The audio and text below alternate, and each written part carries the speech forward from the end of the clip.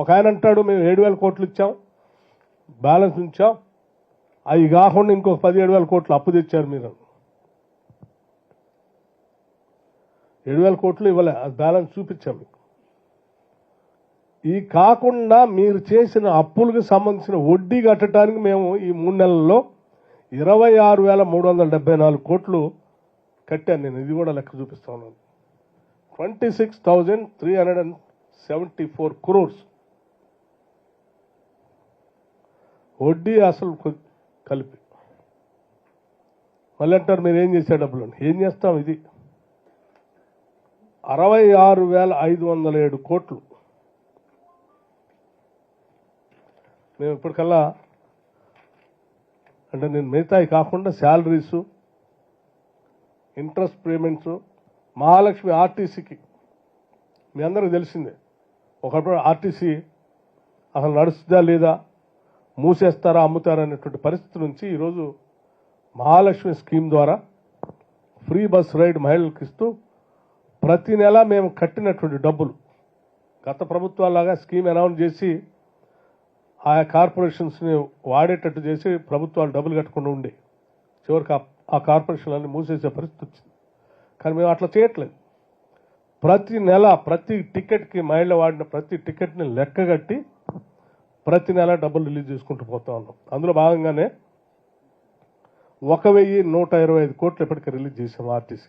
అందుకే వాళ్ళ RTC operational ప్రాఫిట్స్లోకి వచ్చేసింది. అట్లాగే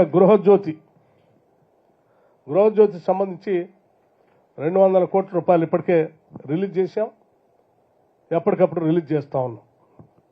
రాజీవ్ ఆరోగ్యశ్రీ 189 కోట్లు రిలీజ్ చేశాం. LPG subsidy under Mahalakshmi scheme మొదటి నెలకు సంబంధించి 80 కోట్లు రిలీజ్ చేశాం. మళ్ళీ ఇప్పుడు బిల్లు వచ్చింది మార్చి నెలది, దాన్ని కూడా రిలీజ్ చేయబోతున్నాం. పవర్ సబ్సిడీ ఏమంటే 1,147 కోట్ల రూపాయలు. పవర్ సబ్సిడీ అంటే అగ్రికల్చర్ పవర్ సబ్సిడీ, రైతులకు ఇచ్చేటువంటి పవర్ సబ్సిడీ. ఎక్కడ పెండింగ్ పెట్టలే మేము. ఈ పవర్ సబ్సిడీకి సంబంధించి 3,924 కోట్లు రిలీజ్ చేశాం. రైస్ సబ్సిడీ సంబంధించి 1,147 కోట్లు ఇచ్చాం. డైట్ బిల్స్ ఇచ్చాం, మిడ్ డే మీల్స్కి ఇచ్చాం, అంగన్వాడీ శాలరీస్ ఇచ్చాం, హోంగార్డ్ శాలరీస్ ఇచ్చాం. డ్వాక్రా ఉమెన్కి ప్రత్యేకంగా మేమే ఎక్కడ హామీలు ఇవ్వలేదు.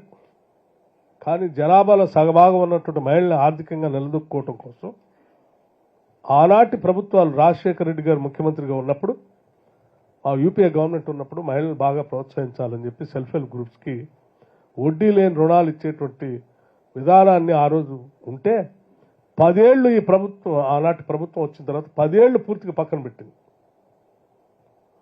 మేము ప్రత్యేకంగా 7వ తారీఖు నుంచి మేము అధికారంలోకి వచ్చిన దగ్గర నుంచి మొదలుపెట్టి ఇప్పటి వరకు మహిళలందరికీ ఒక పిలిపించి తిరిగి వడ్డీ లేని రుణాలు మీకు ఇస్తాం, మీరు సంపూర్ణంగా రుణ సదుపాయాన్ని బ్యాంకుల నుంచి పొంది మీరు ఆర్థికంగా నిలదొక్కునే కార్యక్రమాన్ని చేపట్టండి అని చెప్పి హైదరాబాద్ నగరం నడిబొడ్డులో భారీ బహిరంగ సభ ఏర్పాటు చేసి, ఆ బహిరంగ సభలో చెక్ని ఆ రోజు డైరెక్ట్గా ఇచ్చాం. మాటలు చెప్పడం కాదు, చెక్కే ఇచ్చాం. వాళ్ళకి ఇచ్చి వాళ్ళకు ఒక మాట కూడా చెప్పాం.